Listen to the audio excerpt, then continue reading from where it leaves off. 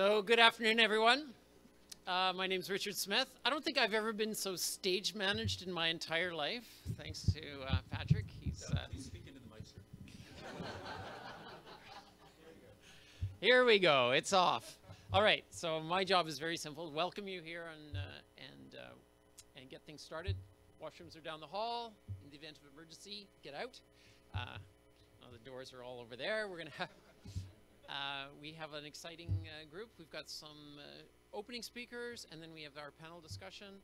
I'll come back and moderate the panel discussion, but my first job really is to welcome Mathieu from the French Consulate. And I think the thing that I would like to point out to people is that of all the countries in the world that have consulates in Vancouver, France and the French Consulate punch way above their weight. They are really the consummate engagers of the world, and I'm really proud to be associated with them. So, Mathieu.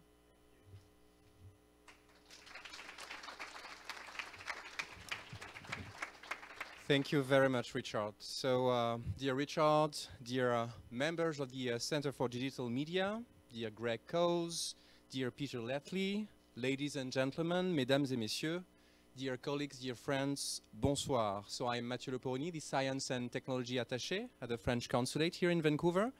And I would like to welcome tonight for this event. I will be, as Richard told, the moderator for the welcome session. And then the second session will be dedicated to the panel discussion with also a time for a QA period.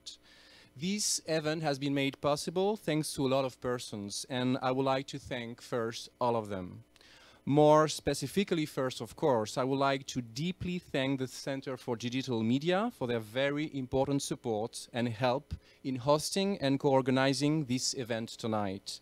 Thank you so much, Richard and Patrick here. Hey. Thank you all the team behind, of course, and all the students and volunteers that make this event concretely possible. I would like also to particularly thank also all our panelists from France and from Canada. Thank you so much, all of you, for being here today. I would like to thank our sponsors, the BC Innovation Council, BCIC. Thank you very much, Greg Kharis, the Institut Français, and also my colleagues from the Consulate General in Quebec, since the conference is also part of a more general program, which is called Science and Society Towards a Digital Society. Finally, a few words to my colleagues at the French Consulate, Graciane Dom and Anthony Lahaye, for their precious help during the preparation of the conference. The conference is live streamed. Where is it? Here? Hey.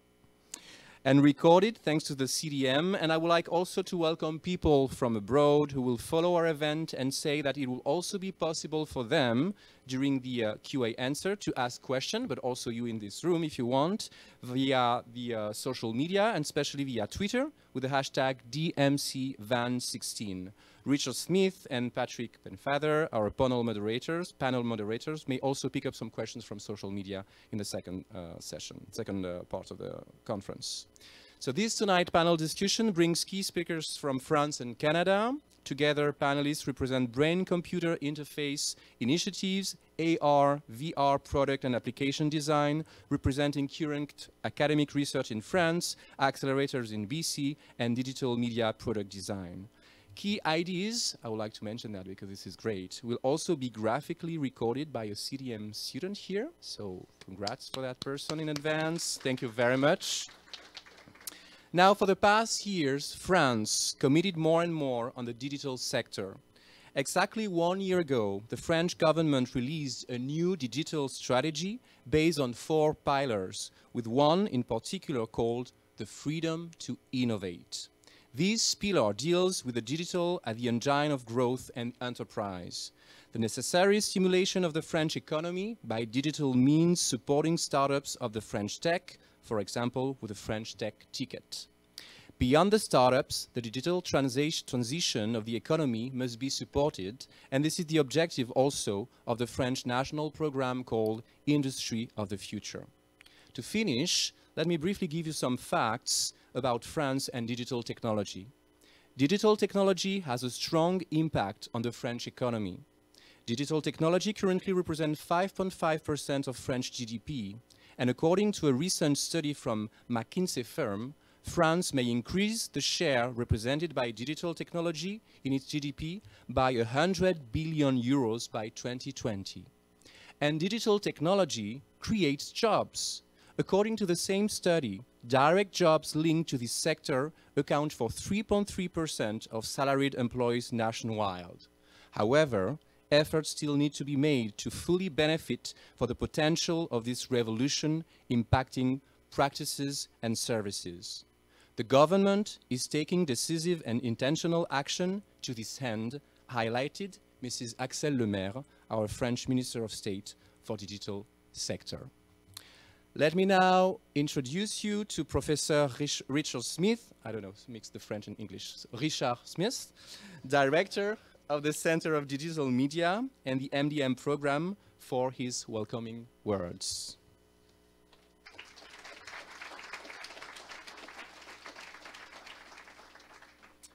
I'll keep it brief. I think it's a very exciting moment for brain media computerization. And I think in particular, sort of the hot thing that's happening today, the virtual reality, is one of those things that actually accentuates our attention to the interface, the extent to which we are deeply within the experience. And I think I'm really excited to have that blend of the panel discussion. And I'm really happy to have our guests today because we're going to get a perspective, I think, of the context for that very rapid growth, the city, the province, the international perspective, because we're, what happens in virtual reality is very much these days a global phenomenon, and it is in its early days, so it needs that kind of support and it needs the people to understand. I think, you know, the other thing that's very important is that we don't get overexcited and run away with our imagination of both what good and bad can happen. So having a supportive environment that is made up from the government sector, but also the social sector from the universities and the private sector is necessary for us to keep a little bit of a level head while forging ahead. So I'm looking forward to remarks today. And should we go this way? Okay.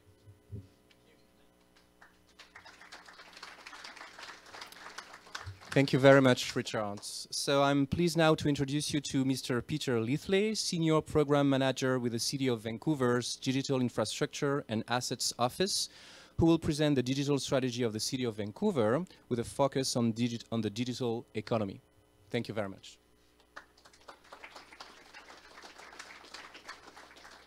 Thanks very much. So my name is Peter Leithley, and as stated, I'm the Senior Program Manager for Digital Infrastructure and Assets at the city. So aside from being a bit of a mouthful, my title effectively means that I get involved with infrastructure projects, so where innovation intersects with local government.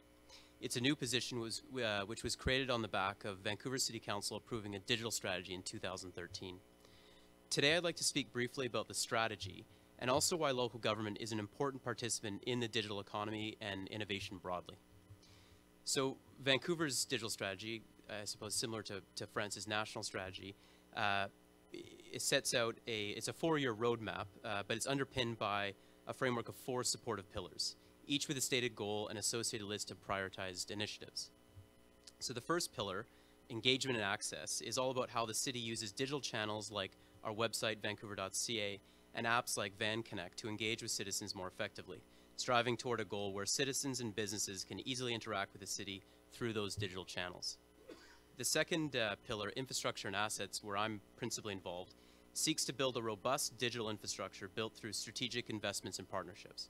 A recent example is the launch of #VanWiFi, a free public service that is being rolled out in partnership with TELUS at 43 initial locations across the city.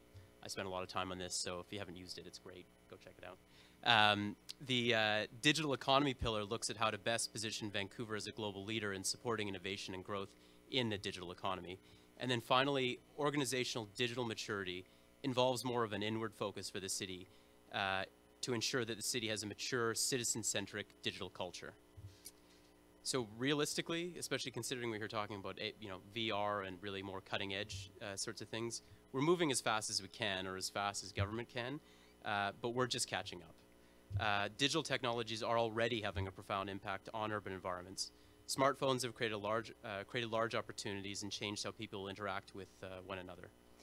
As integration of digital systems escalates, there will be new opportunities for both cities and for firms. New sets of digital technologies, ubiquitous connectivity, real-time sensors, precise location services, autonomous systems, and digital actuation promise a complete transformation of city life. So in an effort to foster the opportunities of this global transformation and attract the global talent that will create the firms that benefit from this change, cities are really changing their thinking.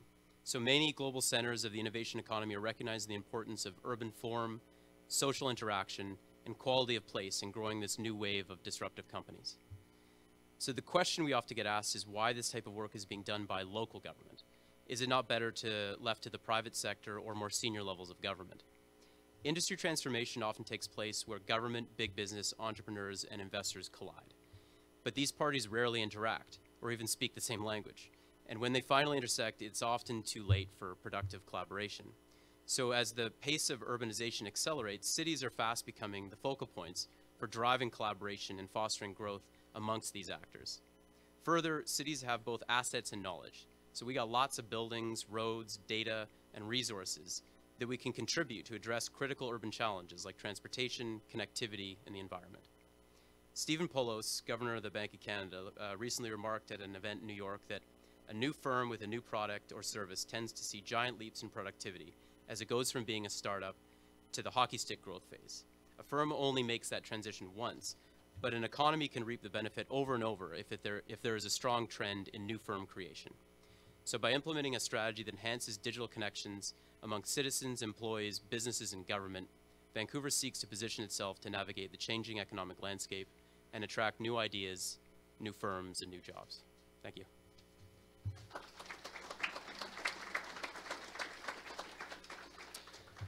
Thank you, Peter. I am now really delighted to introduce you to Greg Coase, President and CEO of the BC Innovation Council, for a few words on the BC digital strategy. Thank you, Greg.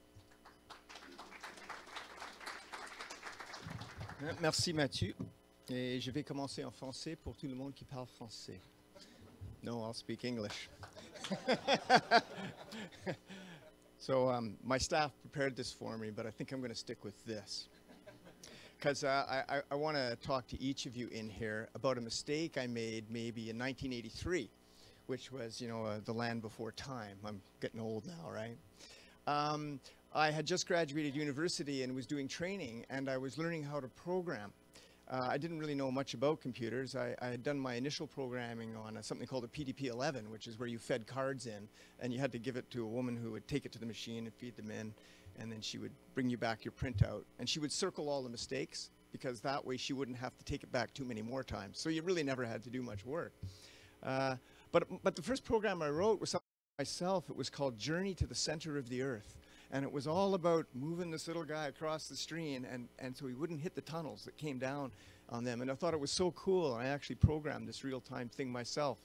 And then life crept in on me, and I found myself doing my sort of day job, which at that point, it wasn't bad. It was as an aeronautical engineer. I was in the military at the time.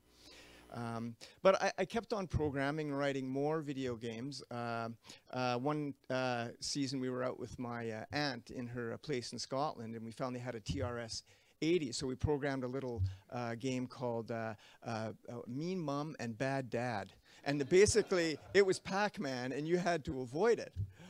I say this because it was a really creative time in my life, and I wanted to do that. But I went down another road. I would call it the more traditional road. So today I'm with the government, the BC government, and I welcome you to this event, certainly. And of course, I'm here to help you because I am from the government. But what I'm trying to say here is you need to follow your dreams. I work with a fellow now day to day. His name is Don Matrick.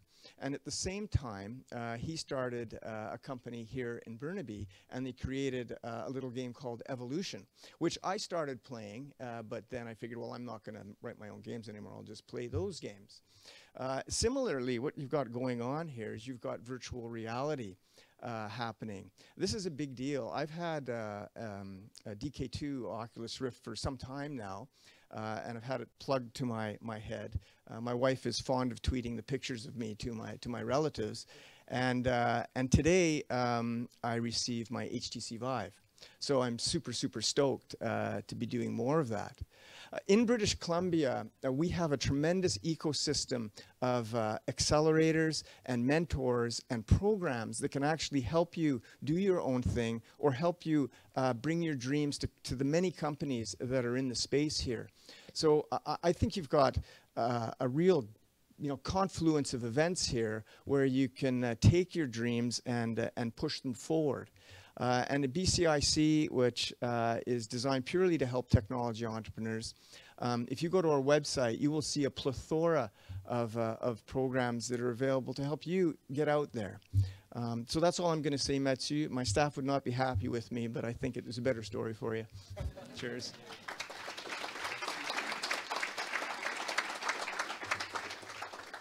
Merci beaucoup, Greg. In French, yeah. To finish the opening remarks, I would like to introduce you to Mélisande Roche, Director of the Business Development at Business France, which is the official agency for international investment in France, for a few words on the programs as well. Thank you.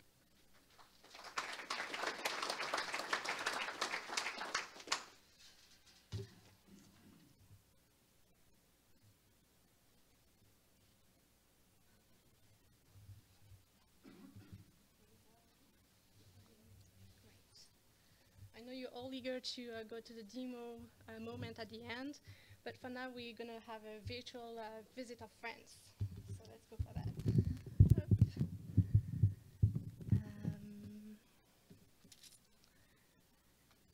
it window? Way down here. Yes, it's happened. There we go. Great. You may have heard about the French Tech, which is actually the official name for the digital economy in France. It's a label for the most innovative cities in France, which gathers the most inventive and also creative companies. They are part of the whole national campaign, and in fact France and Paris most likely were recently ranked one of the top 3 most innovative cities. And we're going to see why and what are the reasons. So in France we have a very diversified environment with different clusters, 71 of them, but I'm going to talk only very briefly about the one that we actually relate to for tonight with the virtual reality. So in Paris, of course, it's Cap Digital, a very huge cluster focusing on content, and Systematic, which is also working on complex systems. In Lyon, you have Imaginov. They are working on more like on animation content. And then I just want to mention also the one in Rennes, so west of France in Brittany, which is called IR, which stands for Images et Réseaux, so imaging and networks. We become, because they are working actually very hard with VR and AR. So if you have a chance to check their website, it's great to see. And earlier we were mentioning that, but so Paris is actually going to open the world's largest incubator. It's called Al Frasinet. Used to be a warehouse downtown Paris. It's going to host about 1,000 startups. So this is a very exciting, actually, project, and we are very eager to launch it because people are starting to talk actually about it. So it will host 1,000 startups, and with all services for startups around from France, but also from around the world. And all these environment clusters and incubators are actually supported by great talents, and I think tonight you will actually hear some of them, very talented people, highly educated and highly skilled people in very diversified also sectors from business management, but also clearly in the design and engineering development of software.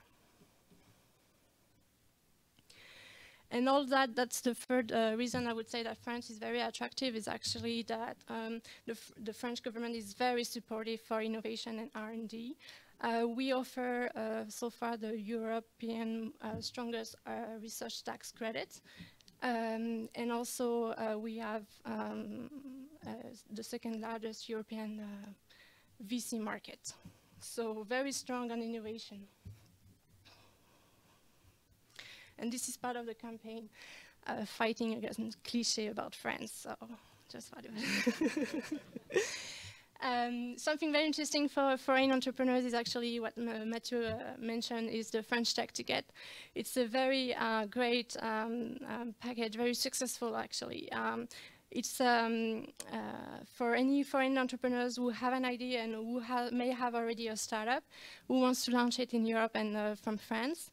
It's a visa, it includes a visa, but also a grant of 2,500 euros per person. And services like one desktop for administrative tasks, but also mentoring, and a place into an incubator. This has been a very successful program. Believe me, we received 150 applications last year. 22 were actually selected, and 2 were Canadians. Sorry. This is going to be a second season 2 in the coming weeks. So it won't be only for Paris, but also for other French tech cities. So very exciting about that. I just want to conclude with 2 great examples. The first one being Facebook. You may have heard about it, but they opened their first overseas R&D center in Paris last year. They started with 15 people coming from all over Europe, and they are actually working on the augmented reality technology.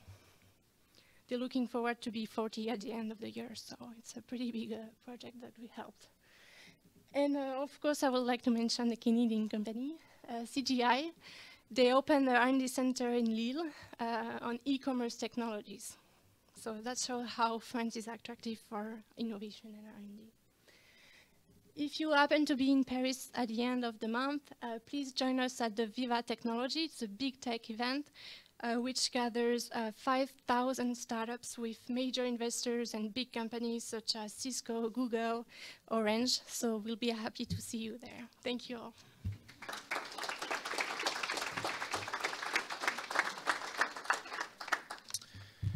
Merci, Mélissande. Just to say also that we are also trying to work both ways in trying to get the French companies also trying to work here and come here in Canada, and also more, I will say, commonly try to make companies working together. That was also a discussion that began between Ian, that will be on the panel discussion, and Laal Fressinet, for instance. So it's just a start, but this is also the idea, also try to collaborate together. So this is now the time you're waiting for, the time to introduce you to the panel discussion. So I let the mic to Richard and the stage to the 4 panelists for the digital media, for the digital media panel discussion on brains and computer. Thank you again for all the speakers for the opening session, and I wish all of you a great evening. Thank you very much.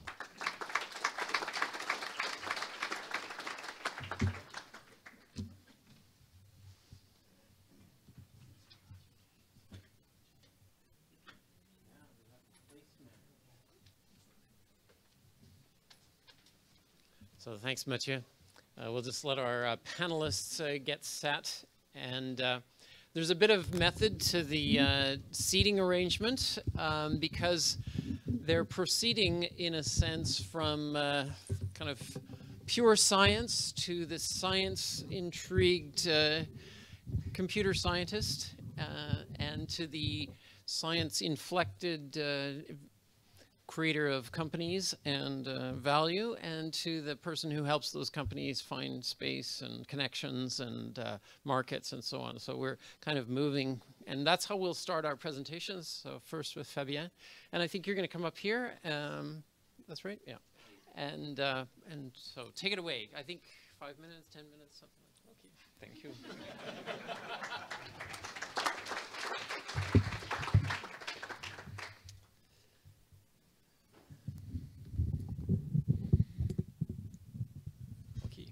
So thank you for the introduction. So I'm going to start by mentioning you some of the work we do in France on the topics of brain-computer interfaces and augmented reality. So to give you a bit of the context, so actually I'm working at INRIA, which is a French public research institute dedicated to computer science and applied mathematics.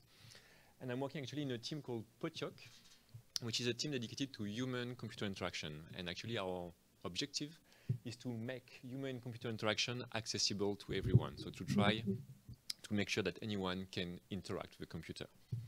So we are exploring various kinds of interaction paradigm, for instance, tangible interaction, virtual reality, spatial augmented reality, and brain-computer interaction. And in this talk, I'd like to talk about the last 2 points. So first, spatial augmented reality. So what is this? So you have all heard about AR, augmented reality, which consists in augmenting the real world with digital information and virtual objects. So typically, you can augment that by looking through your smartphone to see some virtual object in your smartphone that are augmenting the real world, or with glasses in which the additional digital content will be mentioned on your glasses. But with spatial augmented reality, you don't need glasses or smartphone anymore. The idea is that the real world will be directly augmented. So the idea, for instance, is to use projectors, like you see on these pictures, by directly projecting the digital content onto the physical object in the real world. So this is here an examples that some of my colleagues are doing. This is a project called PaperArt, which consists in augmented paper. So you see a kid here is drawing on a regular piece of paper, and actually the paper is augmented with digital information that will project it on the paper and will follow the paper. So does it work? We have a projectors and we have a camera. So the camera will actually look at the piece of paper and track the position of the paper. And the projectors will project a virtual object and digital information on the piece of paper where the piece of paper is. So I will show you a video that will be easier to see. So you see here my colleague is drawing on a piece of paper in which you see some actual digital information. And actually, you can see if he moves the paper around, the content, the virtual content on the piece of paper will follow the paper. So it's really a plain piece of paper. So you see some markers to track the position of the paper. So the cameras are tracking these markers, and so the virtual information follows the paper. But that's not only the only thing you can do, actually. Using depth camera, so in this case a Kinect, you can also track the motions of the user around this piece of paper, so to actually turn the paper into an interactive object. So you can see you can change the light condition, you can zoom in, move the 3D content on the piece of paper. So basically with this kind of technology, you can transform any piece of paper into an interactive object like a tablet, but it's just a piece of paper. So that was one of the examples. But since you can transform with this kind of technology any object into an interactive object, you can do much more. So for instance, that's another project we are doing. You can basically decide to leave your computer screen. So the idea is that you have your computer mouse, and you can actually use your mouse cursor to interact with a 3D object. So that's a real 3D object. When you put it there, it's augmented using spatial augmented reality. And now you can use your computer cursor to draw on it or to interact with the object. And actually, you can see this is the computer cursor. It can move from the computer screen to the 3D object and back to the screen and again to the physical object. So actually, there is no boundaries anymore to your computer screen. You can leave your screen with your cursor and interact with any object using spatial augmented reality. So that's what you can do with spatial augmented reality. That's just some examples. So far I mentioned a type of interaction that we could define as gestural interaction, so interacting with gestures, with hands, with computer mouse. But another thing that we are exploring at INRIA is brain-computer interaction, which does not involve gesture anymore. Actually, the idea behind brain-computer interface, or BCI, is to translate a measure of brain activity into messages or commands for an interactive application. So you have here an examples. You can see some people wearing these very sexy hats that are actually measuring their brain activity. It's what we call electroencephalography, EEG. And actually, these people, they can move the ball that you see on screen You will see that again. They can move the ball left or right by imagining left or right hand movement that we can detect in the brain signals of these users. So that can be used for many applications. Here it's a game application, so you just have to score by moving the ball in one of the two goals. And actually, there are two players playing, so they have to compete against each other to push the ball towards one of the two directions. But they're just a game. And actually, this kind of technology can be useful for other applications, and more importantly, can be useful for medical application for people with disabilities. I'd like to show you the second video. Sorry for that. Okay. So for instance, it can be used by severely paralyzed users to communicate with the external world. So that's an application in which maybe you don't see that too well, but on the screen, there are all the letters from the alphabet being displayed in an array. And you see that the rows and the columns of this array of letters are flashing randomly. And you actually ask our users to count the number of times that the letter he wants to spell is being flashed. And we do that because actually every time this letter is flashed, we can see a specific brain response that we can measure and detect in the brain signals to find out which are the rows and columns that contain the letter the user wants to spell. So we detect the row, we detect the column, so we know which letter the user wants to spell. And then you can select these letters one by one to form words and then sentences. And so interact and communicate using only brain activity.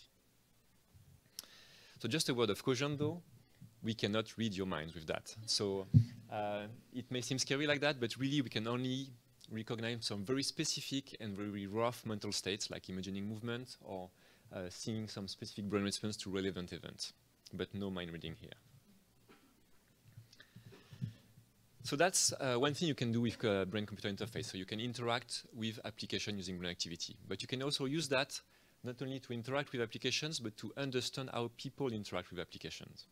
So that's the field of neuroergonomics, which consists in using brain activity as an objective and quantitative way to assess the ergonomic qualities of interfaces. So the idea is that you let your user interact with any application, a virtual reality application, an augmented reality application, and you measure the brain response of the users while he's using this application. And the idea is that we want to have objective measures of how cognitively difficult it is to use an interface, how intuitive it is, how pleasant it is. So for instance, we are interested in something called mental workload, which is a measure of the mental efforts made by the user. So if we can measure how much effort the user puts in the task, we can see whether it's difficult, where it's difficult, and why it's difficult. So we have been developing methods to actually continuously quantify these mental efforts. So I'm going to show you a small video in which we do that. HCA can benefit from a deeper understanding of user experience, particularly when complex tasks are evaluated or when various interaction techniques are compared. We'll present a framework for HCA evaluation based on brain activity. For instance, EEG can be used to monitor workload continuously and without disrupting the interaction. In this work, we also show how you could measure at the same time attention and interaction errors. So basically in this example, we ask our user to do different tasks in the game, which were either easy or hard, with different level of difficulty. And actually our method could actually continuously track the amounts of mental effort that the user were putting in the task. So in the red area, that's the difficult task. You can see we can measure a high workload, and in blue it's easy task. And we can see that we can actually find out when it was difficult or not, so which will validate that we can actually estimate mental efforts from brain signals. And just to finish, so I talked about spatial augmented reality, I talked about BCI, and we actually have some projects which combine these two technologies together. And one example is TG, which is a system that we developed to show people what brain activity is and how brain-computer interface works. So the idea is that it enables people to see their own brain activity projected using spatial augmented reality on a puppet. So again, a video will be easier. A tangible EEG interface targeted at novice users interested in how the brain works. EEG visualizations are typically hard to understand for novice users. With TG, your brain activity is displayed on a puppet in real time. For example, you can see which brain zones are active when moving your right hand. The whole interaction takes place through a tangible interface to enhance attractiveness and to optimize the learning and understanding of cerebral activities. So that's something we use in museums or in school to teach people in a more engaging way what brain activity is. So I will stop there, but just to show you a few examples of what we can do with this kind of technology. So thank you for your attention.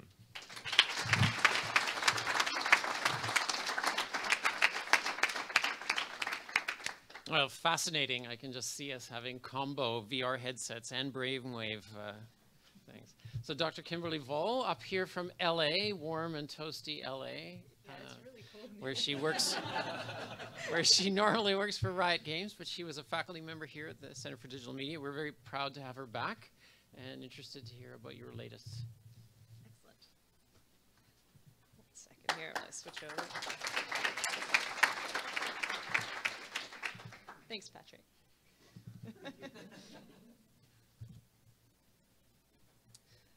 So hi everybody, I am Kimberley VOLL. I am, as Richard said, a former faculty member of here, and I've done a number of other things, including a lot of indie game projects. I've been a game developer for many, many years. I'm also short. Thank you. Thank you. And my day job these days is at Riot Games, but I do continue to do a lot of work in the game space, and I've been working actually for probably 5 or 6 years now, believe it or not, within the virtual reality space, so before even Oculus came onto the scene. So kind of if you were to group up everything that I do, I'm really a research scientist and a technical designer. My PhD is in computer science. I also have a degree in cognitive science where I specialized in psychology, linguistics, and basically how the brain works. And day by day, I really think a lot about how brains affect digital media and really how digital media affects brains. This is the team that I've been working on a virtual reality game called Fantastic Contraption with. I would be remiss if I didn't mention these guys. So this is actually a collaboration between 3 different companies, primarily Northway Games and Riot Games, which is a company that my husband and I have, as well as A Shell in the Pit, which is another local company here specializing in audio. This is a game where you are building things. So it originated back in 2008 as a web game where you built things using a very limited palette of pieces, so sticks and wheels, etc. And the goal of the game was to take an object of some sort, which could be a ball, or you can see a variation of it here with squares, etc. And you would build fantastic contraptions to take those objects to the goal object. We decided that we wanted to bring this game to virtual reality about a year ago, and so we made Fantastic Contraption for VR. If you have purchased an HTC Vive, you already own this game. It shipped with it, bundled with it, back when it launched a couple months ago. This is actually my husband playing the game right now. That's his victory dance. So as I say, I think a lot about brains, and a lot of the things that people don't really recognize about the brain is the ways in which it is continuously affecting how we perceive the world, both consciously and unconsciously. So everything that we are doing is constantly being mediated by our brains. And our brains work very, very hard to create a consistent, sensible view of the world. So they're editing things, live editing things all the time around us without us even knowing. This means that we can't actually trust our brains. Our brains will actually rearrange memories, so you might think that you have a fairly confident sense of what's happened in your life. You actually don't really know all that well.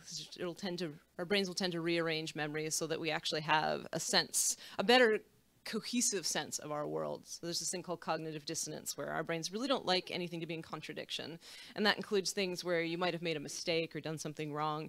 Don't worry, your brain will usually take care of it for you so that you won't actually think of it as you're having made a mistake in that case. But the brain is also gullible in that sense, and this is the part that becomes really interesting because this means for those of us working in the digital media space, this gives us a palette with which we can work. We're all very familiar with all of the different excuse me, illusions that we have out there. So there's different spatial illusions, for example. There are narrative illusions where when you change the context or the story that's told around something, we perceive them differently. There's very physical types of illusions. If you've seen an Ames room before, they can make people seem like they are relatively very different sizes, but it's really just in how the room is constructed and the viewpoint through which you see that room. But all of this comes together to give us a very malleable world. And this means that when you are creating content for virtual reality, when you're creating any kind of digital content, it means you have the opportunity to really interface with people in a very deep and meaningful way. It's also incredibly powerful. It means that we have to be very mindful of the way in which we are affecting people. So I think a lot about things such as what does it mean to be here? I work around things called proprioception, which is basically the complex system of nerves and interfaces within our bodies that tell us that we are here and that we exist in the world and that we are where we are right now. I work a lot with extension, how we extend ourselves into the world. So virtual reality, if you use the HTC Vive, for example, or the Oculus Touch, there are hands controllers in there. And that's a very important part about how we exist in our world. And also, I pay a lot of attention to when we are engaged. So if you're in a virtual reality game, this one's Arizona Sunshine, and you are suddenly being faced by a horde of very angry zombies, you're going to be exceptionally engaged in that moment. And that's going to affect how you are able to process the world. So effectively, the world that you are consciously aware of in that moment changes when you are hyper-engaged. And this includes when you're paying attention to tasks like building and fantastic contraption. So to sum it all up, a lot of what I pay attention to is how we design things with the brain in mind. And really the key to everything that we are doing, including the cutting edge VR work that we are specializing in today, is being able to understand how we as human beings process these experiences and the ways in which we are consciously and unconsciously editing these experiences on the fly and how to design with that in mind. Thank you.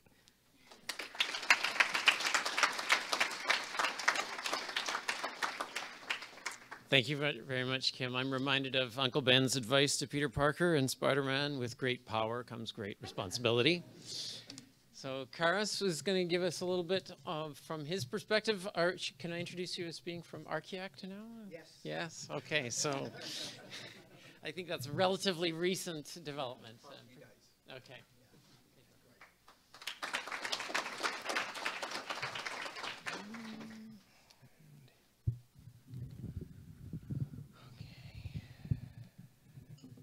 Hello.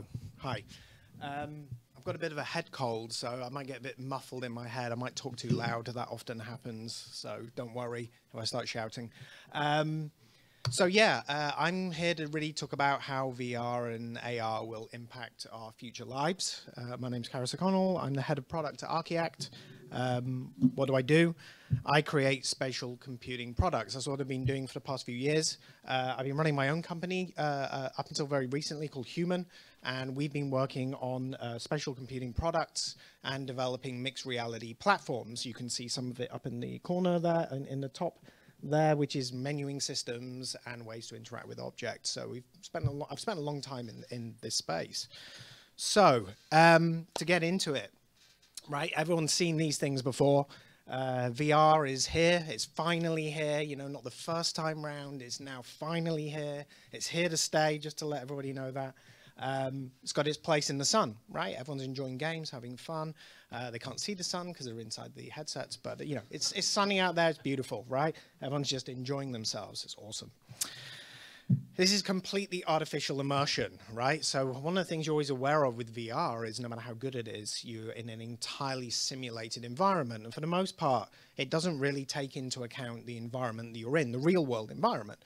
These are like challenges like putting a headset on and running into a wall, a real wall that is, or getting too excited and hitting someone in the face when you're like doing a sword fight or something like this. So, you know, you really don't seem to care that much around the real world anymore. And I think that was illustrated by the previous discussion from Kim.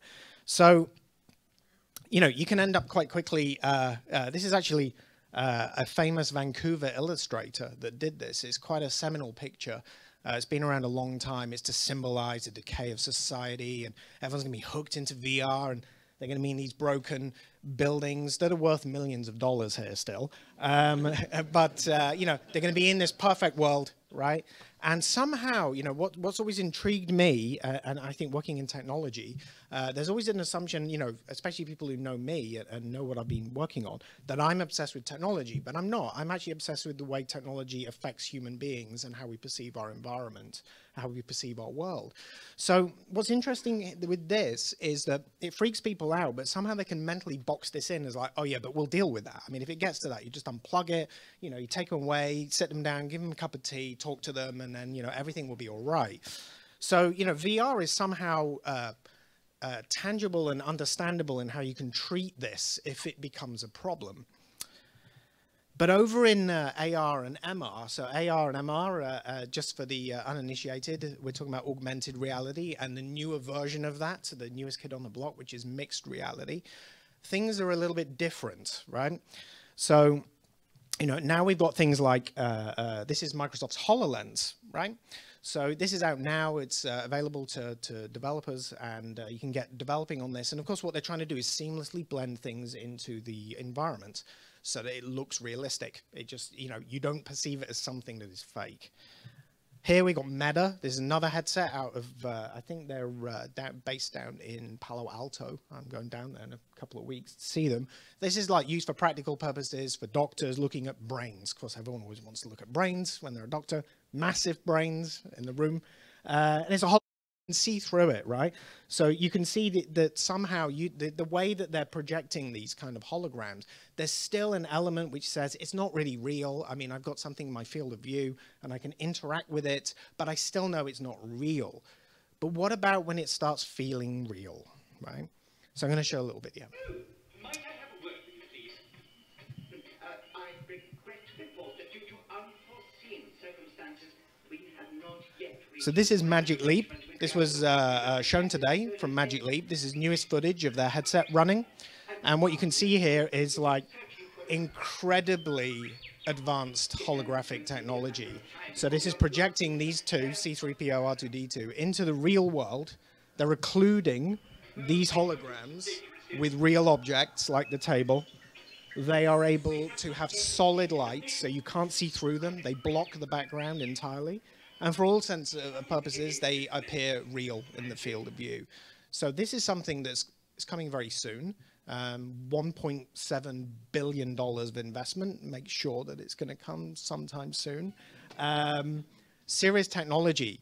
So what happens then when you start having people using this technology? This is intriguing, right? What happens when suddenly the blurring between what is real and what is not real? So what we're going to have is the dawn of spatial computing, right? But what is that, right? Spatial computing, what does that really mean, especially in that context? Well, what it means is the dawn of acceptable fantasy, mass hallucination on a scale we've never seen before, seeing things that are not there, right? That's what a hallucination is, right? Except that in the old days, they used to do it with drugs, right?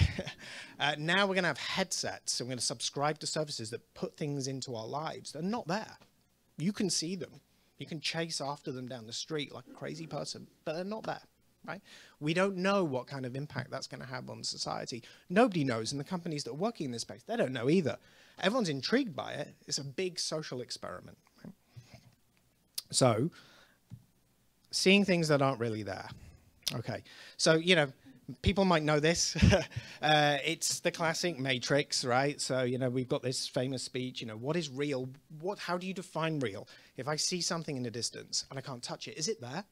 Like, how do I know it's there? Because I can see it, I'm assuming it's there, right? Because I can see it, but is it there, right? What this is going to do is blur those boundaries. You won't be able to touch it, but in some way, everything will be there, right? So what is real? Well, you know, I mean, that's a film, sci-fi, dystopian, etc. No one really thinks like this, but they do, right? So, you know, Elon Musk just recently came out in an interview, and he thinks that we're all living in a virtual simulation by an extremely advanced alien race. So clearly, you know, people are thinking, well, what is reality at the end of the day? What is perception? I just wanted to, I'm getting towards the end. I wanted to show this. So these are three people in Jacksonville, Florida, who a few weeks ago were arrested because they were running across a freeway chasing what they said were goblins and dwarves, right? And the police naturally arrested them and took them in, and lo and behold, they were high on crystal meth and PCP, right? So, I mean, you know, that's kind of typical sort of stuff that drug users have to deal with, right? But what about this? This is something we may end up. We'll be chasing goblins and dwarves in the future, but we're wearing these like wonderful headsets, right? And how will we deal with that? We don't know yet as a society, and this is something I'm incredibly intrigued by, because it's just going to be, it's a mixed reality world, and we'll just all live in it. That's it. Thank you very much.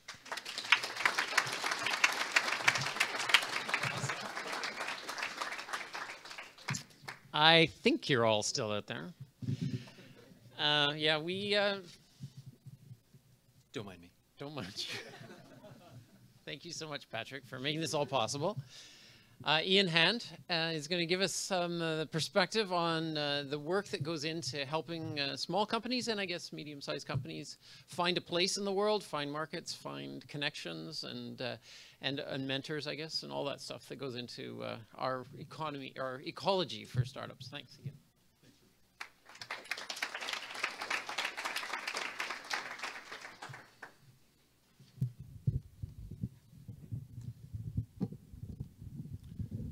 So it's great to be here. Thanks to Mathieu and Richard for inviting us to participate tonight. And no AR, VR, or MR will be used in this presentation, and the only BCI will be this digit. But what I'd like to talk to you a little bit about is what is VentureLabs? How do we help digital tech companies here in BC and actually in a greater network of accelerators across the province, across Canada, and now internationally?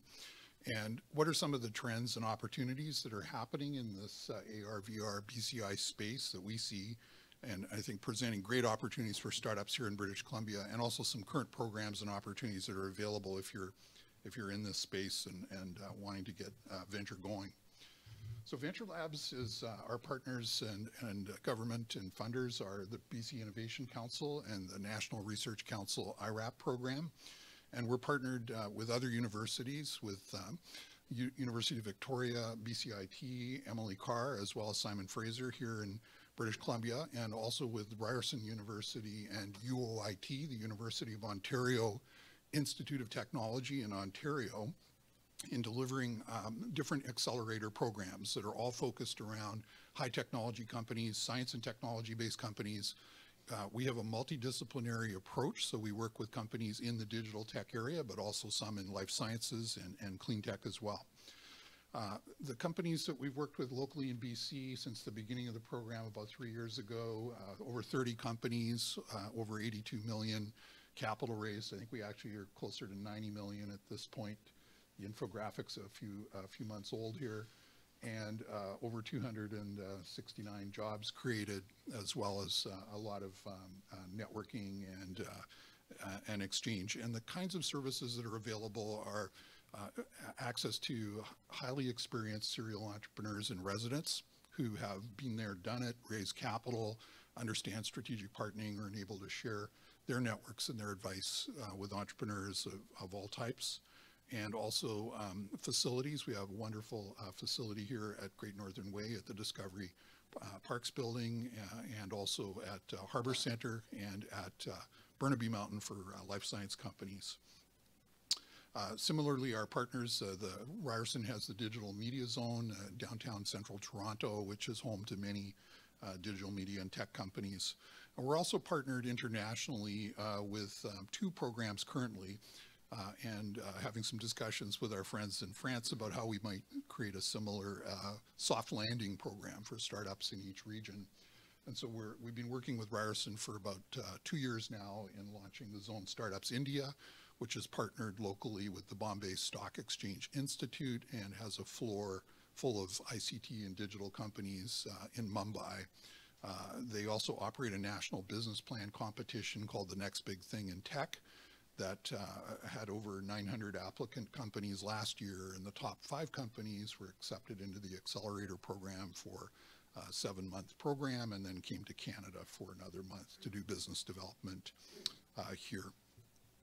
We're also working with Hanhai from Beijing, who is the largest operator of science parks and incubators in China. They operate over 3 million square meters of facilities, which include some very large technology companies, as well as some incubators and accelerators for smaller companies, which include one in Beijing for the creative industries, which is linked to television broadcasters and content creators. And they have a similar, outside of China, they have several facilities, 3 in California and 1 in LA, which is also based around the creative industries. And in November this year, we're going to be taking the first cohort of Canadian companies over to China to make connections with investors and strategic partners and customers in those markets.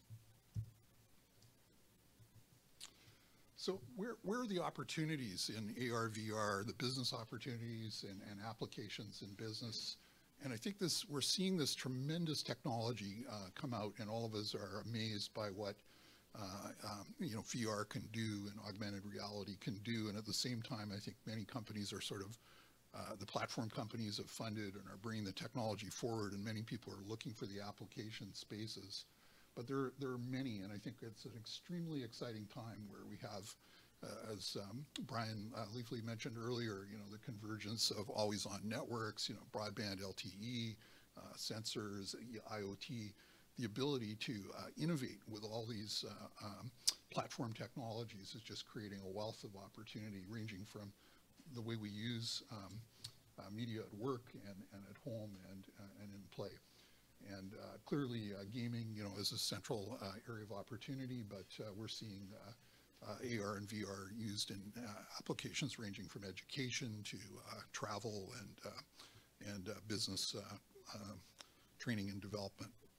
So lots of opportunity for innovation, and finding and validating the right business model, I think, is sort of the critical question for everybody embarking on a new journey. In terms of brain-computer interface, just an amazing area, and we're ranging from, on the extreme end, the implanted neuromodulation type devices right through to just extremely easy to use gesture and mood and gaze-based sensing devices that we carry in our pockets, and the ability to do more and more with these devices this is the interesting time where they're coupled with the enabling technologies, the ability to innovate at this sort of front edge of the evolution path is where the interesting ideas are shaping. And there's a lot of players. This is already a busy marketplace with hardware platform companies, infrastructure companies, companies ranging across the social, gaming, entertainment sector, and some that you would know, like Oculus and others, and many other smaller ones, and some even from our local community here. So it's a rich market space, and lots of opportunity to network, and the supply chains that are being created around this, enabled by the platform technologies, are creating opportunity. If we look at another driver on the enabling side, the wearables market is just exploding, from smartwatches to smartphones and everything in between. Almost 60 billion in projected sales in these areas, are moving from 14 billion to 34 billion by 2020, and literally millions of devices. So again, plenty of opportunity for developers and software and enabling apps. So who's investing in this? I mentioned local investment. We're all familiar probably with Recon Instruments, who was funded locally by VanEdge, and then later invested and acquired by Intel. And these are just a few of the larger US and other international VCs, Partech, for example, and Techstars, where we've had local companies participate. But these are firms that are actively investing in the innovation taking place at this end of the market. So I'd just like to wrap up by leaving a couple of thoughts on current opportunities. And these are two currently available programs that are brought to you by the BCIC and the BC Accelerator Network, which include the BC Innovator Skills Initiative. This is a funding program that matches students at any level of a BC university, currently registered student with a startup, or with an incubator or an accelerator program, or sometimes another not-for-profit organization, perhaps an angel network or a group like that, to do an applied project that can be in a business or technical area for up to 3 months, and providing $7,500 in matching funding. So a lot of the startups in the city are using this program, and also the BC TechWorks program and other internships like MyTax to help drive their development and market research. The BC Ignite program is a newly announced program that provides up to $300,000 in funding for collaborative R&D projects that have commercialization objectives. And this is a wonderful new program that's aimed at doing applied research that will result in successful commercialization, and allowing a lot of flexibility in how that funding will be deployed. And so there's some links up here on where you can get more information on the programs, and we'd be happy to receive any inquiries or help with applications. Also, Hanhai, I mentioned, is our partner in Asia. They've established a seed fund here in Vancouver. They're investing this year $15 million in tech companies at a angel stage of investment with follow-on to Series A. And they're also assisting companies with Simon Fraser and VentureLabs in the C2CAN program, which is assisting companies in commercializing technology and startup international soft landing services for startups interested in international business development. And our view is that Canadian startups need to be born global. They need to be focused on opportunities in our domestic market, perhaps initially, but if they're planning to grow rapidly, they often need to focus on international markets. So we hope that additional programs will be made available in the future that will link us to other partners around the world. So that's a little bit about what we're doing. If you want to contact me either at the networking tonight, I'd be happy to connect with you and see if there's anything we can do to help you in your venture development or your next venture. And my contacts are here. I imagine we'll make the slides available for people. That's it. Thank you.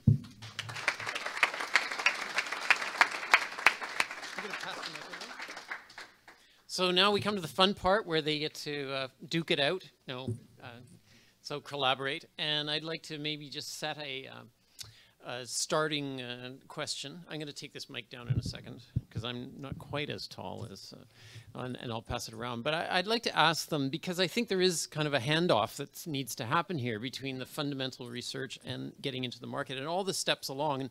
And many of the panelists have experience in more than the part of the chain that they've described to you or that they're doing right now. So I'd like to maybe ask you to just comment a bit about taking your work and moving it to the next stage, whatever that might be, or taking something from a previous stage, an earlier stage, a pre-commercial or whatever. So just talk a bit about that handoff thing. So I'm going to pull that out, yes, and just ask you about connections. So there are two different aspects. So for instance, in France at INRIA, which is the Mine Research Institute, it's really an institute that is doing fundamental research, but is also funded not only by the research ministry, but also by the economy ministry and market ministry, something like that. So one part of our objective is actually to transfer the technology and to create startups and to license our technology and things like that. So for instance, in the different things I've mentioned, some of our software that we design to process brain signals in real time and to use them to design brain-computer interfaces, this has been used by a spin-off from INRIA, which is called Mencia Technology, which is a startup actually, which is now commercializing brain-computer interface technology and services around this software. So that's one of the way we can actually transfer what we do in fundamental research to the industry. That's one part. And another part is actually we are obviously working with companies. So the work I mentioned at the end on neuroergonomics, so using brain signals to assess the ergonomics quality of an interface. That's something we do with a local VR company in Bordeaux, which is called Immersion. And actually they are interested in this technology to really have objective measures of how a given VR systems, for instance, is better than non-VR systems, for instance. And they want to have numbers and they want to have something objective, so brain signals are an objective measurement. So that's also something we develop with them, we work with them, and so that's also a way to move the science out of laboratories. Thank you. Yep. I think one of the really big challenges is the fact that with something like virtual reality, which is an incredibly new and unproven in many respects as far as the market is concerned technology, it's very hard to entice people to take risks within that space. And that includes not only the people investing in those companies, but also the people working in that space. Speaking as an indie developer and someone that has made games in that space and is used to a very tight budget and very few people. I mean, you saw the size of the team that built Fantastic Contraption on the screen there. You know, we're used to, you know, flying very lean, as it were. But even for something like VR, where, you know, we talk a lot about having runway to do the next project. And for something like VR, you know, that was not confirmed runway. And so, you know, throughout this entire thing, I've continued to work full time, and I'm lucky to have a job that I absolutely love doing, but it would be a reality regardless because there's just not anything proven within that space. So I think that's one of the biggest challenges. We were very lucky to be associated early on working with Valve, and we were able to get bundled, which was an awesome step up, and we were very honored and excited to have that opportunity. But for many of our friends, you know, it's a pretty tight-knit group. Those of us who were the first round of developers for these particular hardware systems, for the Vive and for Oculus, you know, it was just a shot in the dark. It was we just believed so much and we're so excited about the technology that we did it anyway. And you know, it's still not making a lot of money right now. I think people don't quite realize how few have sold yet. A lot more are going to sell. I mean, there are many reasons to think that it's going to continue, but right now I think that's it. It's the biggest piece of interference between getting things out to market is just the uncertainty around that.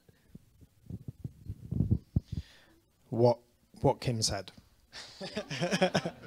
So yeah, I mean, the only thing I can add to that, because you said it so well, is you know, we developed a mixed reality platform over the last year, and you know, I think that kind of bleeding edge technology is very, very difficult, or rather, it's difficult to sell, and it's difficult to be understood doing this. So we spent a lot of time talking to people who thought that they knew what we were doing until they saw it, and then they're like, "I don't know what you're doing."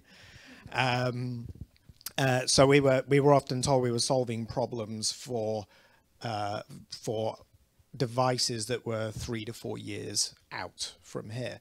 But that was kind of the intention, and we were trying to get that across in the development, was that the space is wide open. I think, you know, more risk capital, like early stage risk capital, is the biggest issue that we discovered, and we weren't the only people with this problem here. I think emerging technology is always a risky business. I think that big companies suck it up. The R&D dollars are there. If you're in Google or Microsoft or Magic Leap, there's money there to spend on doing this. But I think, you know, to Kim's point, it's an unproven market. You are not going to make any money. You will not be selling units in the next 3 months and making revenue. It is a long road ahead. So, you know, you need people who are really in for that long haul. Thanks, Kharis. Really true. This journey is a long one, and it requires a lot of different expertise, usually a multidisciplinary team, in addition to the perhaps initial scientific team or technical team, people who understand a market, a channel, distribution, finance. And so building that team is a key success factor. But tying this back to the handoffs and how this sort of continuum works together, a lot of this is about validation. So validation of the initial invention or scientific idea, a technical or marketplace sort of driven innovation, and bringing it forward to a point where there's enough information. So as Kharis alluded to at the beginning, you know, technology can be so new that it's poorly understood in the marketplace or by investors, and that it needs to be adequately characterized and demonstrated in the field or in an application so that people can appreciate the you know, the disruptive nature or the fundamental importance of the technology in an applied sense. So having a process, and whether it's a lean startup kind of process or a market-informed development process, it's really important at an early stage to be connected with the end users of a technology, whether it's in a hospital setting with doctors or a video game with end users. Whatever means you can do to kind of validate your strategy is key. And then I think there's kind of a natural handoff as more information is brought in and a technology can be validated, funding can be raised, and startups are kind of like a vessel for truth or validation, in the sense that if you have to be able to bring the resources in based on the value you can create. So pass it back to Richard. I'll leave the mic with you, but I'll actually, because I think your last comment, connecting, validating, meaning connecting with users, I think foregrounds something that was implied in some of the presentations, is people will be using this, and what is the impact of that? And particularly, I think people are with varying degrees of are scared. So maybe just deal with either social impacts or ethical implications, legal implications perhaps. Sure. So if we're talking about university research, if it involves human subjects, typically there'll be an ethics board or an ethics review panel that will help look at the ethical issues from that perspective, you know, ranging from high risk with maybe something like a medical device to, you know, what might be lower risk, even doing surveys with human subjects about their attitudes or opinions around new technology. Later, you know, in the realm of companies, they have to manage this risk. They have to do field work, field trials. Insurance becomes a factor, but always this objective of, I guess, adequate characterization of a technology so that the very basic application can be understood from a business perspective. So, you know, what are the costs to build a device? What are the, you know, the likely scenarios around margins and pricing if we did bring it to market, given other substitutes or available technologies? Informing the product development with kind of that set of business information helps de-risk it. So we go from this analogy of the black box of technology to, you know, opaque, where there's a bit more information, and later, unfortunately, you know, when technology is at its best, it's transparent box, open source, you know, or established standards, and, you know, very hard to differentiate. So the real value is, you know, that disruptive black box, but your ability to characterize it in terms that your end users and your supporters can relate to is paramount, and that's really the mission of every startup, to make meaning, like Guy Kawasaki put it. Yeah, I mean, I think you know, we've gone through a lot of technological like progress and evolution at a rapid pace. I mean, we were just talking about it, me and Kim earlier. You know, just over 3 years ago, the Oculus was a roll of duct tape and circuit boards at a gaming conference with Palmer Luckey trying to pitch this thing and get people interested. And if you think how far technologically it's come in that amount of time, I personally have never seen anything like this. And I've been, you know, involved in the tech industry for about 15 years, so with smartphones, etc. So it's been incredible. I think going forward, you know, it's going to be less of an engineering challenge and more of a design challenge. We'll move away from talking about, you know, the cameras and how can we make this better or a screen better, as you saw the Magic Leap technology. We're going to end up with technologies incredibly powerful. But I think, you know, the ethics around how you use that power is the challenge going forward. And I think, you know, that's going to be the balance of those human factors that are at the core of why we're doing this. You know, let's not get lost about why we're doing this. You know, I know companies want to sell their gadgets, so to speak, and make revenue, but ultimately the uptick of this technology is to liberate people, right? That's why we're doing it. It's not just about C3PO and dancing robots and stuff. It's actually to improve your lives. And I think so emphasizing that aspect of the technology is going to become paramount. And then I think, you know, the ethics around surveillance, that's a big one that often comes up, that I get questioned about a lot, is cameras. You know, all these things rely on camera technology to see the world, to see space. And you know, we perceive cameras in a certain way as though they're watching us. And I think we need to, you know, as a society, get over the idea of Google Glass and it's watching me, and, you know, NRA is then watching me or whatever. No, not NRA. They're going to shoot you. NSA. You know, there's this perception that technology is fundamentally trying to control us. And I think that, you know, in order for this kind of evolution to happen, it needs to be somehow adopted in a more metered and controlled and human-centered way. What Kharis said. Yeah, I'll just add on to that too, from a development perspective, trying to work with this new technology and introduce it to people, and as a creator of content, understand the quality of that content that you're creating, it's very difficult because you are introducing people, the people that come in, your test subject, as it were, the people that come in and try the content that you're producing, to technology that they've never seen before. That in many cases is so far beyond what anyone has experienced. It's mind-boggling. And so to be able to get over that hurdle to actually test the content itself is very difficult. So we have people who have come in to try fantastic contraption, and they put on the rig, and they're just so taken aback by what they're seeing that they just, oh wow. They're just staring at it. And we had one person once come in, they put on the rig, they looked around, and they were oohing and eyeing, and all the, you know, for those of you who have given VR demos before to the uninitiated, you know the VR giggle and that moment of delight when people experience it. And this person was in there for a few minutes, and then they took off the rig and they put it down and they said thank you, and they walked away. They never actually tried the game. They just looked around. So it's incredibly hard to actually get into that and figure out, you know, what's working, what's not working, because we're very much at a frontier. There's no previous examples that we can reference to see how they've done it before. We are there. We are at the cutting edge. We are throwing stuff at the wall to see what sticks. And all of the things that we have done historically when it comes to virtual reality and augmented reality, et cetera, are, you know, standing on the shoulders of content that was developed for 2D flat screens, that was developed in order to mitigate the distance between the user and that screen and pull them into that experience. But it fundamentally shifts when you are actually in there. So it's very, very, very difficult. And the second piece of it is, of course, the fear, which is the other side of it. When you take away the excitement, many people are actually just incredibly intimidated by this technology. And when you think about somebody putting on that rig for the first time, we're asking a lot of that person. They have to trust us. They are giving themselves into an experience where they won't be able to see the real world if it's virtual reality, or where their reality will be compromised in some effect. And I think that we have to be very mindful of that, in addition to all of the ethical concerns that Kharis has raised.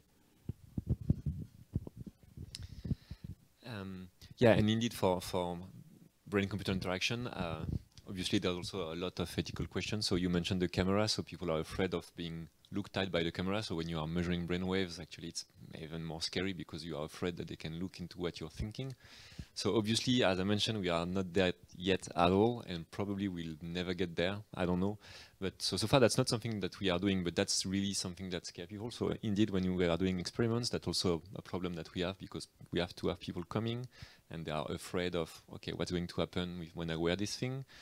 And also, if that doesn't work, many users actually think this is their fault, not the fault of the system. So obviously, the system is very often the culprit, but they say, oh, do I have a disease or something like that? Is there a problem with my brain? No, you're fine, no problem. So that's really some questions that we are facing. And so you mentioned the ethical committee. So that's obviously when we do research with humans, we have to go through this ethical committee to ensure that the experiments we are doing are ethical. But that's not enough, because the experiments we do in the labs, that may not be the only things for which the technology will be used after that. So actually there is also research on ethics. So also research on what are the limits of the technology, what it should be used for or not, and how to use it. So there are a whole field of research, and actually researchers specialized in ethics. And for instance, in the field of brain-computer interaction, there is something called neuroethics, which is really related to the ethics of neurotechnologies, that is dedicated to think of, okay, how it should be used and why. So that's also something important. Oh, thanks. Actually, I now have a microphone. Can you hear me? Yeah. Okay. I have the power. So we're streaming, so we have online questions. I love this. So what is the equivalent of going? So this is now the audience participation part. Okay. You've been waiting. When will it be?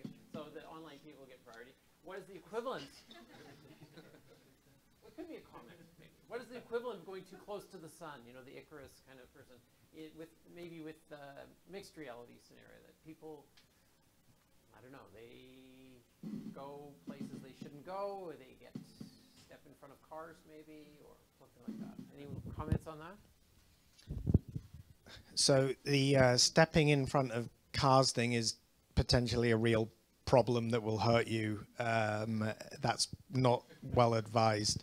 Don't go chasing those things. But I do think that it's going to be interesting in Google Glass, when it came out, people were worried not only about the camera, but people were worried about like whether you were looking at them or you were looking at some piece of content, right? And obviously there was a lot of parodies done of people being on dates and looking up their dates and getting information about them and watching football, whatever it is.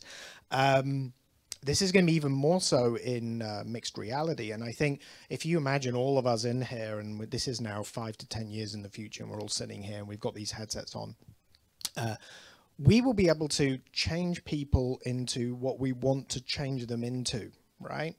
So it kind of, you know, I was just thinking about this the other day. We was discussing this with some colleagues, and it was, you know, if we're able to map onto people's bodies other bodies, right, then we can be with whoever we want at any time, right?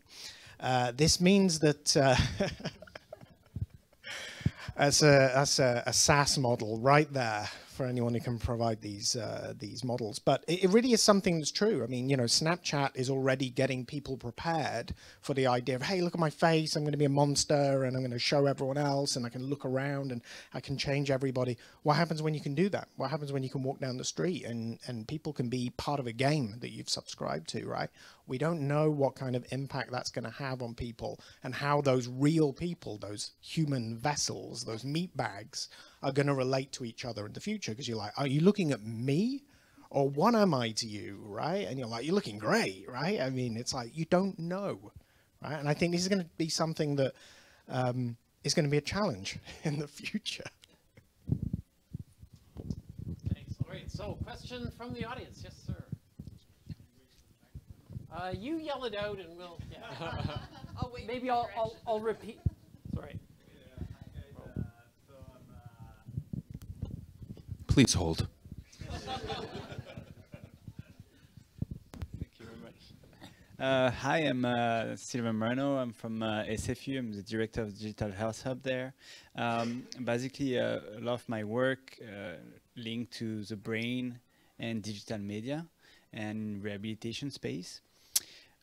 We didn't use virtual reality, but we're really interested by that, and also by the BCI.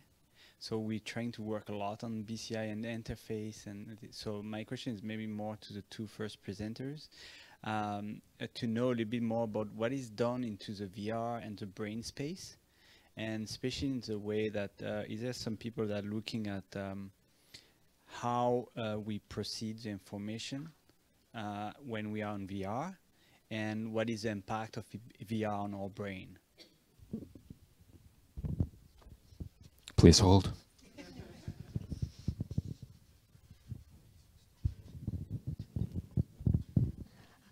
So a lot of the work that I've done has been around the notion of presence and how we feel like we are present in any particular spot at any given moment. And VR is a really interesting question for that, because you have, on trying any rig, you have an immediate sense of being somewhere else.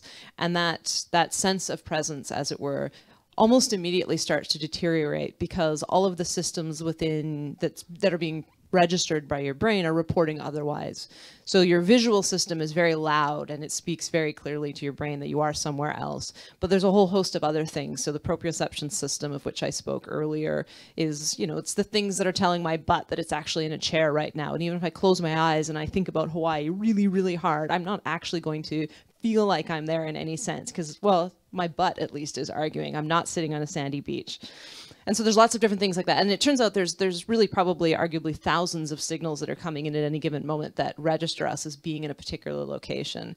So just having the visual signal or even adding audio onto that really isn't necessarily enough. What we've seen is that if you add certain levels of engagement, so to go back to the zombies earlier, you're pretty darn engaged, and you're probably going to, your brain's not going to care whether or not your butt is telling you it's in a seat right now, or your feet or somewhere, et cetera, et cetera. All you care about is the fight or flight response, that, holy cow, there's a zombie running at me, so I'm going to deal with that, and then I'll figure out the rest. But when you reduce that level of engagement, when it's not a fight or flight moment, how do you keep people engaged within that space? And so that's a really interesting area that a lot of people have been doing a lot of different things with. And, you know, one side of the spectrum, it's, well, does it matter? Do you need to feel like you are there? Certainly in the case of augmented or mixed reality, you're mixing it in with reality. So there is a shared sort of presence that comes out of that. In the case of virtual reality, while there's something to be said for certain applications that seek to take you somewhere else, and of course, those ones are obviously the most challenged with this problem, For some, it doesn't necessarily matter. If you're trying to create an experience that is perhaps challenging or educational, all these different ways in which you engage people, being present isn't necessarily a requisite feature of that. And so I think we have to be very careful about how we look at those problem spaces. But a lot of the work around that area is, what are these signals? What are all of these different things coming in? Which ones are the loudest? When are they the loudest? What are the things that interfere with those signals? And how can we manage those? So again, it's getting to know the brain really well and getting in the way of those signals so that you can intercept them or distract from them or do different things, and therefore reduce that deterioration of the sense of presence or artificial presence in that case. Yeah, so indeed, from what I know also, presence is definitely something that is studied the most using neuroscience and things like that in VR. One of the things I can mention is that with brain-computer interface technologies, one of the new things you can study is that you can actually look at brain response at individual brain response. So before, neuroscience was more looking at what your brain is doing on average. So if you look at a long period of time, see, okay, something is happening there and there in the brain. With brain-computer interface, you can see for every single stimulus what is going on and try to find your brain response to some events. So one brain signal that is quite interesting is something that we call the error potential. That's a brain signal that appears when what you see or what happens is not what you expected to happen. So for instance, if you are controlling an application and the application, you are pressing, I don't know, the left button on your controller and the character goes right, that's not what you are expecting. So you will see a brain response that is an error potential. And that could be something that could be used to study VR, because actually you can see whether the environment reacts as you expect it to react in the real world. So that could be a marker actually to kind of gauge how realistic it is or how immersed you are in the environment. So that could be something to explore. Okay. And to go, do you have more time? No, yeah, sorry, thanks. And so you mentioned rehabilitation with VR and BCI. So I think one area in which it's quite promising, so maybe that's where you are working, it's stroke rehabilitation. So for people who had a stroke and who are paralyzed, I know VR is used a lot to give them the feeling that they are moving actually a virtual limb to help them to recover using, by tapping into brain plasticity. And BCI is also useful for that, because if you can monitor the brain areas that are active when you are trying to move the paralyzed limb and give feedback to the user on that. So if the user is paralyzed and is trying to move the limb, you can see whether the damaged brain area is being active, and you want to encourage that, to give feedback to guide the user to activate this brain area, to tap again into brain plasticity to help the user to recover. So by combining BCI and VR, maybe that's something that could be very useful for stroke rehabilitation.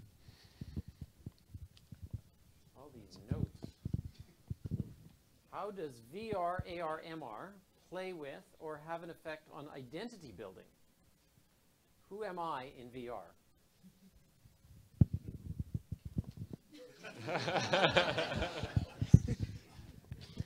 That's, yeah, Kharis just said, whoever you want to be, which is kind of true. Yeah, I think that's a really interesting question. I mean, where do we derive self-identity from? Part of it is how we interface with the world and the expectations that we set of ourselves as we move through the world, and those that they react to us. And when you move into a reality mitigated space, then suddenly all bets are off, and those expectations may not necessarily be upheld within that space. So I think it's a really interesting question as we go forward, how, it gets back to the social implications of how we move through the world at this new frontier, because this is giving us the opportunity to redefine ourselves in completely different ways. As Kharis said earlier, you don't necessarily know who you are being looked at as when somebody is wearing some form of technology, because everything becomes malleable. So who you are as an individual, I mean, like I said, a lot of that is reflected by your interactions within that space. So I think a huge part of that will come down to what those interactions start to form up around these virtually mitigated spaces. I think, to go back to the risks talk, though, one of the risks is the dissociation that comes from being in a constantly digitally mediated world. And that probably will undoubtedly have effects on digital identity, socialization, tribal effects, all sorts of different ways in which the cultural norms to which we subscribe are going to shift probably fairly dramatically within the next 5 to 10 years. Question here, and then right behind, right beside. So Tim first. Okay, yeah, I just very quickly, I mean, the idea of identity is, you know, or separate identity or a different kind of identity is nothing new.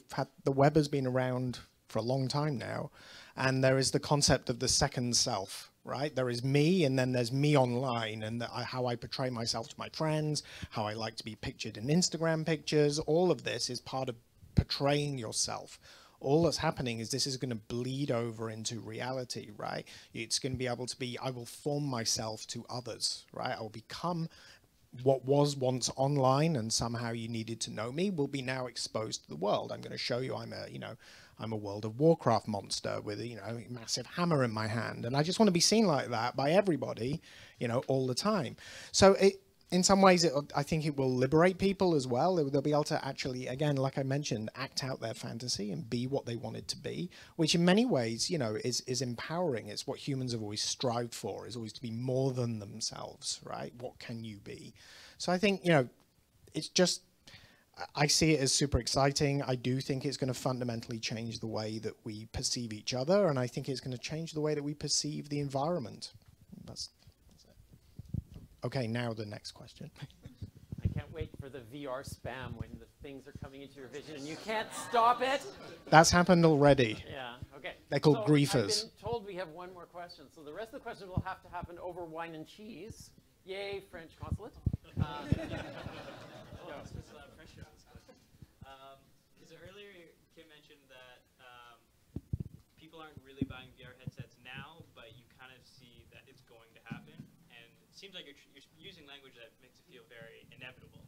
And I don't doubt that at all, but I'm curious, when you look at like other paradigm shifting technologies, there was kind of like a catalyst that really sparked that that hockey stick shaped growth.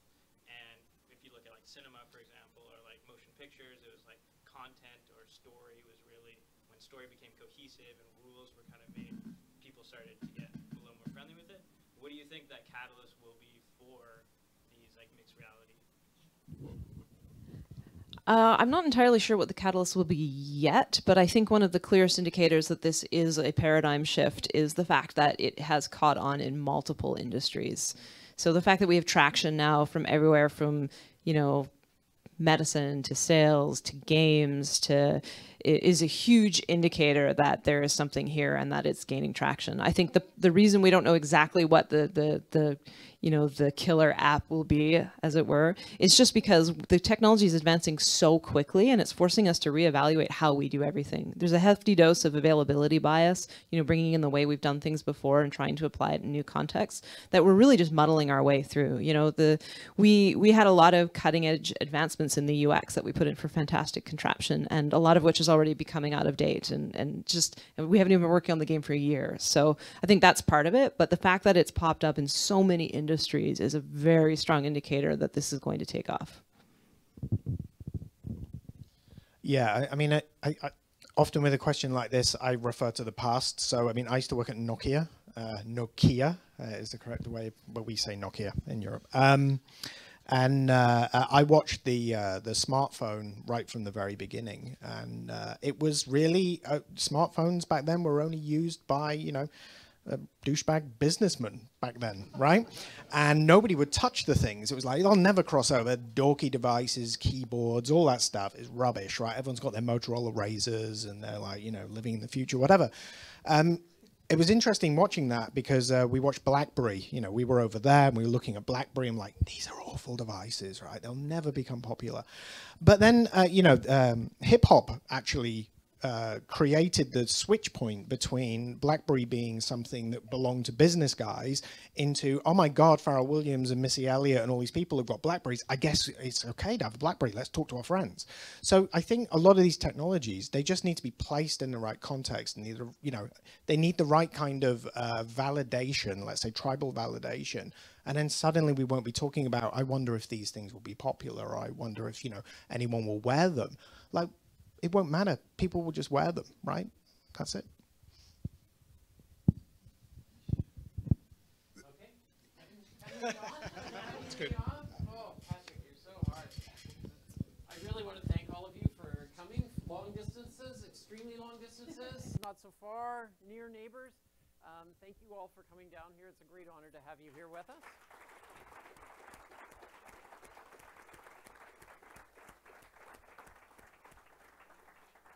As you probably know, the students at the CDM are actually engaged in making all kinds of alternate and mixed reality experiences. And we're going to have an opportunity to show you some. Patrick's going to give us a little announcement to that effect. Okay. And then we can... We. Hi, welcome. I'm Kenny Brother. I'm faculty master media program, and I do not need a mic. So what I'm going to say is I am your lovely transition into demos of VR and other realities, mixed realities, and also transitioning into, how did you mind that, Richard? Merci. Je veux aussi en français remercier à tout le monde qui est venu ce soir et la consulaire de France. Alors, join me in thanking our esteemed guests and everybody.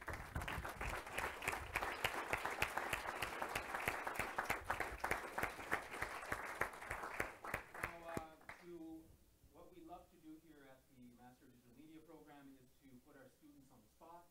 Therefore, may I call Zishan to come and demo his quick 60-second, no more or they will boo, intro to a VR experience that he and his team had worked on in my colleague Larry Bafia's course, and then I will intro other VR demos. Hello everyone, I'm Zishan on behalf of my team called VR.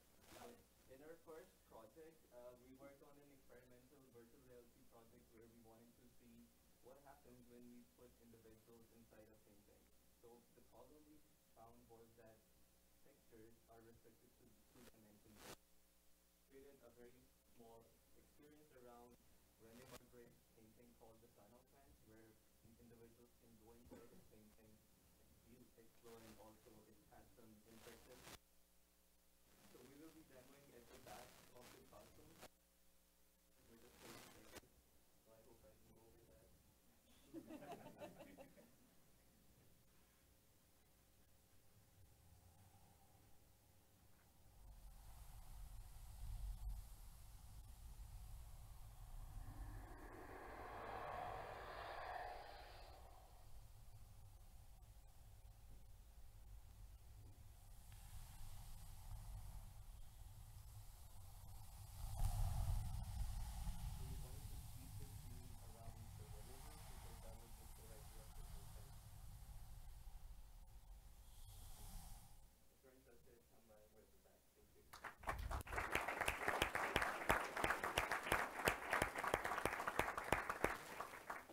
Demos. Another one created in Larry Bafia's course here, and it's called Stella, and it'll be in Project Room 2, which is over to that first door. And also, we are very happy to also feature Dr. Kimberley VOLL's game and her company's game called Fantastic Contraption in Project Room 3. So if you all go that way, I'll head towards the blind. Once again, thank you very much.